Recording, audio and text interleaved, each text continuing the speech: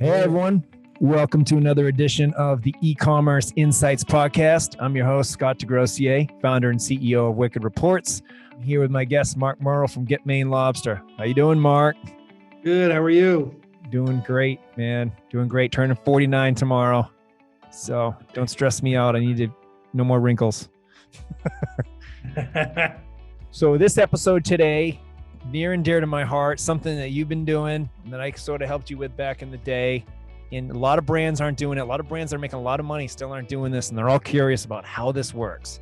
What I'm talking about, ECOM lead gen.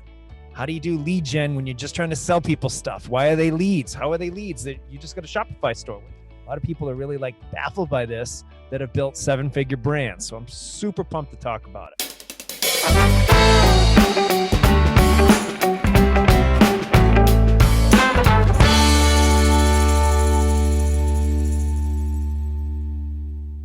Right from the get-go, I guess just to prove you know what you're talking about here, how much money would you say you've made from leads in the past X amount of years? A range that you're comfortable with? Yeah, I mean, in the past, I don't know, 6 or so years. I mean, we've been doing this for 10 years, but I would say we got hot and heavy about 6 years ago, and I'd say we probably done about 14 million through email. Wow. So yeah, it's 14 mil from leads. So. And just for those of you from home, how Mark and I talk about leads, when we say this, we mean people that weren't on his email list and had never bought, and then he got them to join his list. That's what we're calling lead gen. And then they eventually bought, sometimes same day, many times in the future. Your average is actually 30. It used to be 44 days. You got it down to 22. Nice work. Yeah. Yeah. So talk about the genesis. Why lead gen? I mean, you really were just selling. You got a Shopify store, right? You're just come buy my stuff. Where's the lead concept even come in? We're experiencing high CAC, and I wanted to lower it. So I also knew that it's not a quick decision product because the AOV is so high. I mean, if you're going to have a lobster dinner delivered to your house in Los Angeles, you're going to spend 180 to 200 bucks, right? So people need a little bit of nurturing. So, we decided that lead gen, was the way to go. But at the time, right, I worked with you on this. I didn't even know, how do I do that? If I can get their email, I know that I can convert them, but I need to get it. So what are the tools that we're going to use? What are the headlines, hooks, and offers, right? Because I think about that, why are you going to give me your email address? So what do I need to do for a carrot to make it worthwhile? Yes. Again, well, the thought process is important. So we get a lot of e-com brands working with us, but a lot more on the list that we hope to work with us someday. But even if they don't, this is crazy valuable. So they're staring at their Shopify store and I got to do lead gen because people are clicking and not buying. What's the process? I want this app to be just, what do you do first? You're staring at your product page. You start there or no? Maybe no. I personally start with the landing page, and then I look at, pause. Before that, I look at historical consumer behavior. So I look at time spent on site. I look at certain, because we have audiences in our Facebook, I look at what they do. And then I'm okay, I know they like deals. So let me design some deals, right? And you have to experiment, maybe test and see which do well. And then I create a landing page. I happen to use Unbounce, because it directly connects to Klaviyo and Infusionsoft so that we can have our automated campaigns. So I do that first, and then I design the sequence. I design the timing, and then how many emails it's going to be, and then what I'm going to say throughout. I begin with, hey, welcome, it's me. I'm a good person. I got a good product, and I'm going to treat you like family, and you can count on this.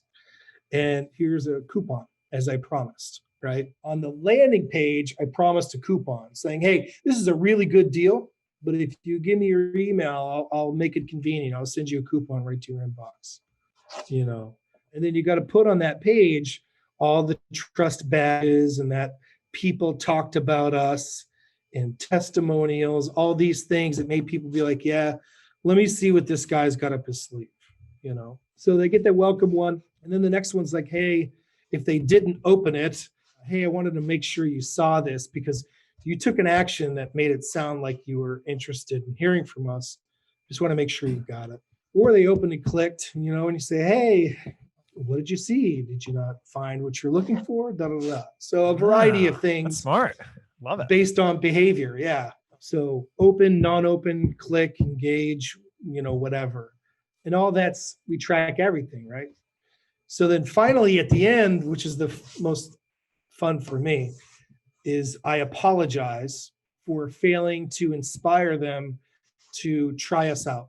And I let them know that, listen, I'm not going to remove you from the list. I'll just toss you in with, the hundreds of thousands of people that we've served. And when you're ready, you're ready. No pressure. And I kind of let it go. And that's why it's the 22, 44, 90, whatever days. We got down to 22. So yeah, it's working. Yeah. So just down the line, you never know when the timing is right for someone. You can make certain assumptions if you have all the data available to you, and then you can design the experience accordingly.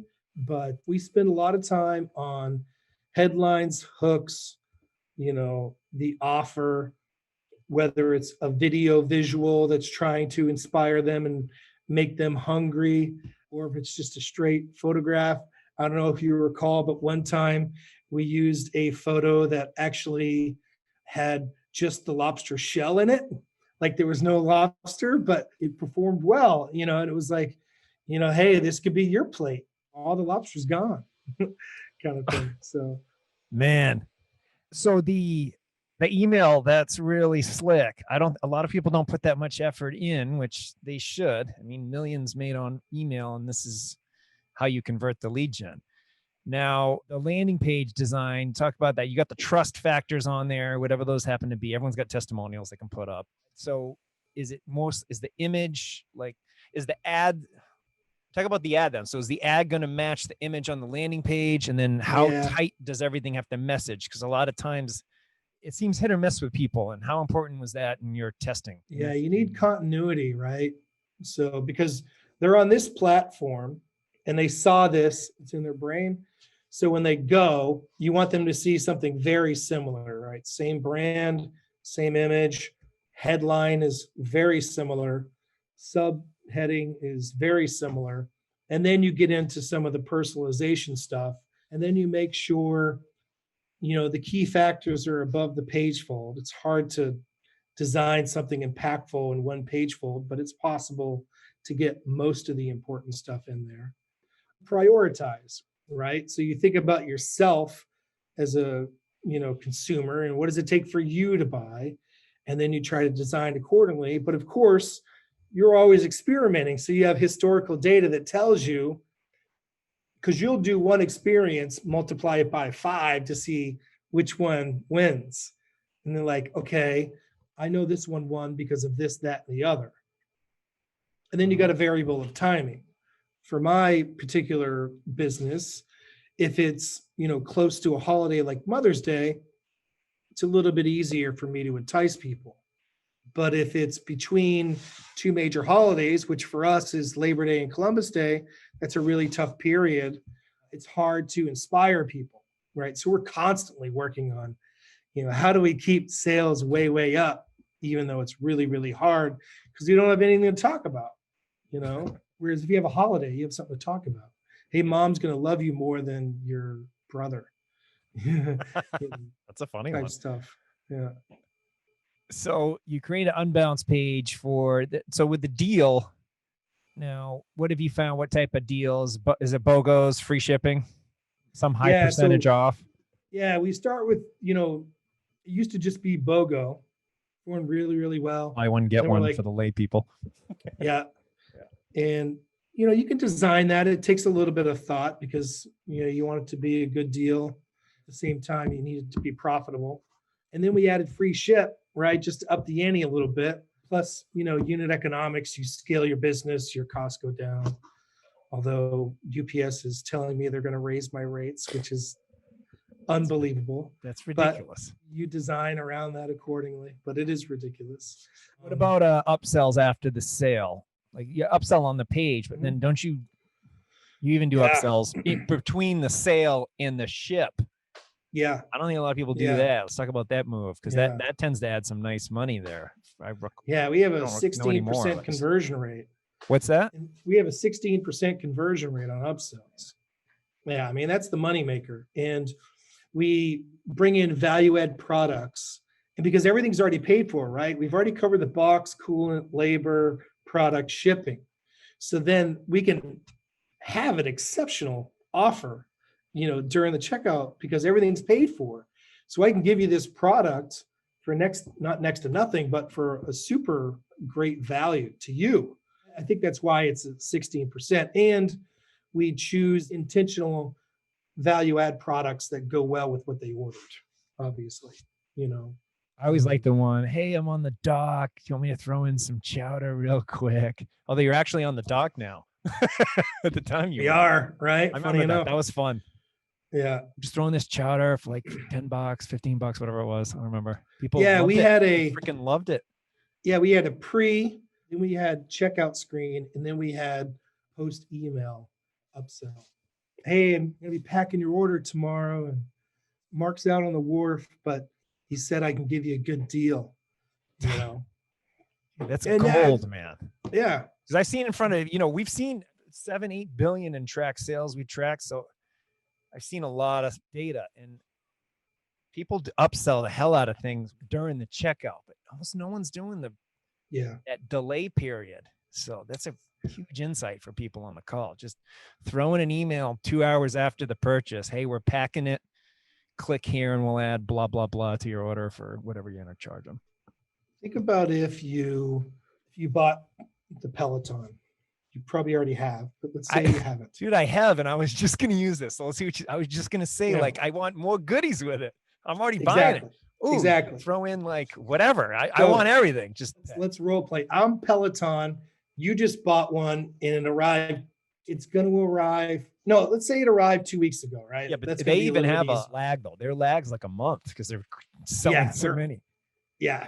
Okay, so it already arrived. So that's me. So it already arrived, and then I'm going to be like, Scotty, I'm so pumped to tell you about this new widget that can just make your workouts that much more motivating, that much more exciting. And listen, I actually already have it in a box and I have a label on it. And it's usually goes for $100, but I'm going to give it to you for 35, and it can have it there in 2 days. You good? And you make it so it's single click. I want this to be true. I want that super nice Peloton shirt that's $68. I bought one, but they're $68, and their shorts are $68 too. $68. They have the perfect biking shorts, but they're $68. And I was like, somewhere else they're probably for sale, the same kind. They just branded them, but I don't have the time. And it's Peloton, and everything else is so good with them. It's like, screw it. Paid it. And you know what? They're nice. As soon as they come out of the wash, I wear them the very next bike every time. So I'm like, I need more pairs because I only do laundry like twice a month. Yeah. I think you just really need to be thoughtful around how exciting it is. My product is exciting. A Peloton is exciting, right? That's a cultural shift that's going on, right? Mm-hmm. So with my product, it's exciting because let's say it's my anniversary and I want to do something super duper special, and I got live lobsters coming, and I'm going to cook them up for my wife. And so I want to hear how I can enhance it even further, you know? And that's where, if you really want to, being empathetic and thoughtful actually helps your lifetime value, because when you do that you're upselling, but in reality, the customer feels that you're enhancing the experience. And which you are, right? But they're going to want to do it again and again and again. Because then when that shows up and they have the chowder, they're like, oh yeah, I added this in last minute, and then it tastes good. And then they're like, oh, then they're going to do the upsell, or they're just going to order higher value. Get the chowder. Or they'll say, hey, can I get all chowders, right? And that's not a great value for them. And we're honest. We're like, listen, I can send you a couple chowders, but I got to charge you like $70, and it's not worth it. Yeah. You know what you should do? Why don't you just stock up on some lobster tails, and then get 6 chowders, right? And then you're going to get value. And then call your neighbors over, show them how cool you are with lobster tails, blah, blah. This is all drives the lead gen too, because then the LTV of the leads goes through the roof, and then you can pay more for the leads. And then because of that, you can bid more. And because your bid price is higher, because everyone wants cheap CPL, everybody does, but you pay a little more. The bidding algorithms. I mean, I've been to talk to Facebook and Google. I was like, that to me is a celebrity, the people that write the algorithms. It's not like some person that plays pretend on a movie screen. I don't care about that stuff. I go, who figured out how to do these bidding things? So you get to talk to them. And it's like, so you got this pool of people that they have a predictive value based on whatever you're trying to do. So if you're coming in and bidding $1 and your competitor is bidding $5, well, obviously they get more business. But when you're doing all these smart campaigns, like with Google, and Facebook has a similar thing, they're trying to give you people that will convert based on what you've told them and what, and some other factors. So when you're coming in cheap, you're going to get cheap, the people that aren't as desirable, frankly, people that click on everything, that are like, people that are sitting around clicking on everything on Facebook aren't people that can spend $200 on food. People that are busy, harder to reach, and that they also Facebook and Google's algorithms say, ooh, these people have money. Well, they're going to cost more to get in front of, and they're going to cost more to convert, but they're more likely to convert. So, and that pond can get fished out. But you make more money off of them. Yeah, everybody wins. Yeah. It took me a while to get around to that. It took me a long while. I mean, 10 years it took me, Well, and every campaign you get panicked when it doesn't go ROI positive day one. Oh yeah, I still do. So the weekends is the worst time. So any agency that is ever going to work with me, just know on the weekends I'm going to hammer you. Well, unless you're killing it, right? Even when they are killing it, if they have one day that's bad, I'm all over. What happened? Agencies, but tough it is, man. That's why we're here to support those folks, man. They're tough. It's always, what have you done for me lately? So to your lead gen points, like you have a ton of lead gen data, and some agencies have done some good stuff for you there. Sometimes what I tell them, which I want to hear your perspective, but I'm like, well, the idea is each month your client's going to be always like, what have you done for me lately? Like you just did. And we want to give you data as evidence to say, hey, that friggin' million you did this month? Well, 200K came from leads I bought you the last 3 months. That's how you're getting these customers. So don't forget that before you flip out because we didn't make you 500% today. Right. I mean, agencies aren't always as aggressive as I am on things, but I'm reminding. You just got to look at the data and know that, all right, it's coming. For example, we've been bringing in a bunch of leads, and now they're going to really start paying off in the next, we get beyond the election and into Thanksgiving. Suddenly all those are going to start, paying off, all the lead gen that we've been doing without a holiday, right? So I want to get into that. Let me turn on the light though. It's getting dark here. Jeez, it's like 4:30. This is ridiculous. So as it relates to holidays, buying the leads ahead of your busy time, but then also the gift card strategy is big. So lead gen, when you do the lead gen, so you're is the ad kind of mirroring the landing page? And then I think normally you just redirect them to the offer the offer is already live and having ads run to the offer at the same time, right? Yeah, we used to somewhat hide the offer so that it would not be easy to find, but we would auto send them their post and then send the coupon to their email. So we've done both where we would display it on the success page, Yeah, just redirect them. But then you also have that page. People could get to it on the site. You can run it as a direct response offer at the same time, side by side. No, because no one really cares. I mean, what happens? Hey, wait a minute. I could have just got this and I didn't have to get who gives a shit? No one does. You got to give us your email for the tracking number anyway, right? Yeah. So a very small percent of people. Some people be like, oh man, you could have just told me about it. And I said, well, actually I couldn't. And I learned this a while ago. I have to woo you, right? Yeah. So I have to woo you and then you're going to do it. Now, you may be a 1%er, so you don't have to be wooed. You just do it. But most normal people that you're asking to spend $180 for dinner, you got to woo them, right? Yep. So, and that's why we do it. And then one last thing. So then now holidays coming up. So you've been spending like mad on lead gen because like when the dust settles in January and you've had like some crazy good Christmas months, probably pushing a ton of gift cards, because those are great for like last second Christmas. Buy them, print them out, jam them in a stocking, or, Right. mail them, or then email them to family real quick. Like it's a good bailout gift that's everybody loves.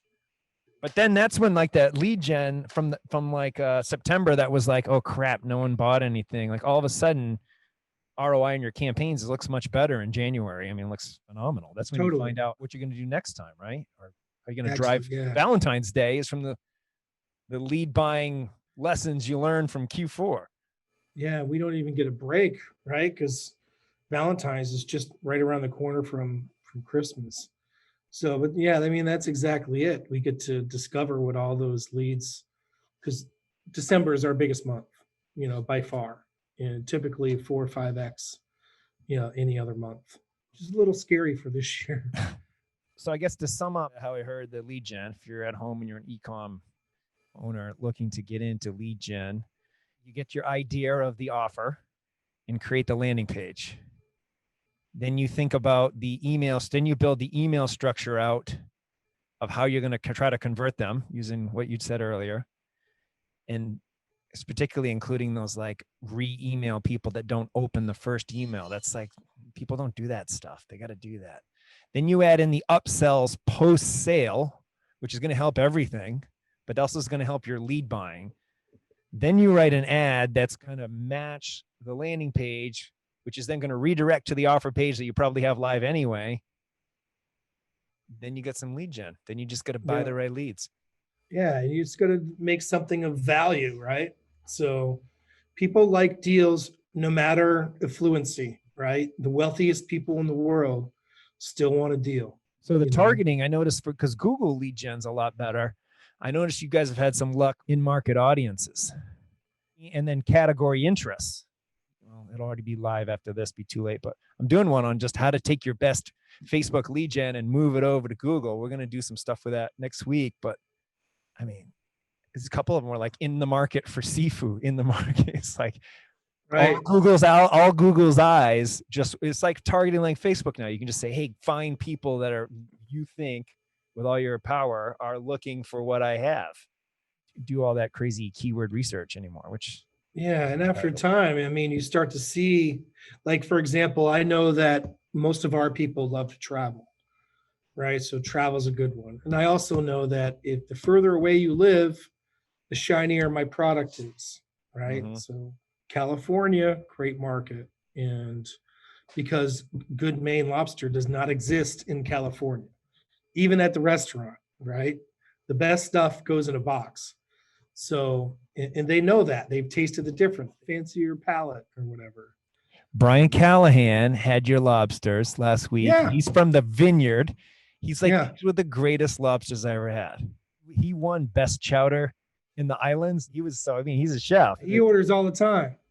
And that's what I cherish the most, is when somebody like that, says something, because I know that our product is better, is better than anything anyone can get. But when you have somebody like that, say it, then you're like, yeah, see. The crab legs were awesome too. I don't know where you even get those, but me and Melissa love those, the snow crab. Those were tough to find. Snow crab's tough to find. Yeah, those were Nova Scotia. Good stuff. Wild caught, good, clean. They were fantastic. So that's kind of like the blueprint. And then the targeting Facebook. So basically you Google, you go in market audience, and just, there's like 8,000 categories. You find people, all Google's looking at, they're looking at search history, places visited, what you're doing on your Android phone, videos you're watching on YouTube, search, and they've got 2 other properties. So they got like 7, 8, it's a crazy amount of data. So they use all that and say, hey, this person is likely, they seem to really like seafood, because someone emailed them, hey, I miss lobster in the email, and then they get in the bucket, and then now you can target them. It's like genius. Or scary. Cooking. Yeah. Google also has that in-market list now. It's kind of similar to Facebook lookalikes, where you can, target people like people. It's pretty cool. So, and then with Facebook, any particular strategies? I know it's really always just testing. Yeah. But is it lookalikes of customers is kind of a no-brainer to target? Anything else? We'll do some displaced New Englanders, look at people who are from certain areas, but went to school back east, right? And then went back, right? So college here, from here, but lived here, and it's a way that those tend to do well. And then the fluency triggers, and that could be a variety of things. But geographics, right? We know certain zip radiuses, can perform really, really well. For example, Albuquerque, New Mexico is one of the highest conversion rates for us, which makes sense, right? As long as you hit the right fluency trigger. Is that because they know about your Indian, New Mexican tattoos? Yes. Yeah, I think because it's the desert, right? So you really can't get no it. idea. Makes sense. I guess it doesn't matter. It just is. Yeah. Doesn't need a reason. Well, this was super helpful. This is gonna be helpful for a lot of people. This is like the hot thing that our sales team hears on calls the most from our Shopify store owners is they see the demo or they hear your story and then they want to know how to do it. This will tell them. So mission accomplished. It's always just been something we've done. All right, man. I don't want to keep you. Daughter's birthday and maybe someone else's tomorrow. Never know. So you get a big day. Yours. Yeah. All right, Mark. Thanks for your time. Everyone, thanks for listening. It's the Ecommerce Insights podcast. I'm your host, Scott DeGrossier. Take it easy.